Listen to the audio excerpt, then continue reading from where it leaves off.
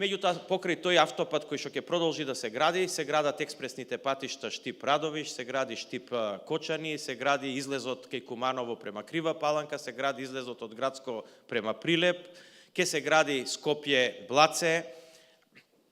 Сето това, значи, прави проекти од некаде, да речеме, над 1,5 милиарда евра, да речеме грубо, заедно со железницата, втората фаза која што сега се тендерираше и е во фаза евалуација.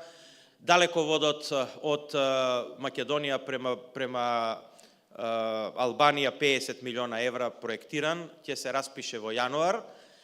И во Законот за енергетика е многу важно да кажам дека ќе се отворат простор за 200 мегавати фотоволтаици кои што ќе бидат распишани во две фази. Првата ќе биде во првиот квартал во 2019 година. Сето ова очекуваме, ние како држава, тоа е нашата можност, значи како да отвориме еден градежен процес. Само инфраструктурните проекти треба да имаат некаде околу 50 до 60 милиона евра реализација на месечно ниво, значи како градежна активност, а практично за да се вратиме на нула во претходните периоди, да речеме, бидејќи процентите на крај се само однос на апсолутни бројки, треба да имаме околу 56 милиона евра месечна реализација да сме на нула.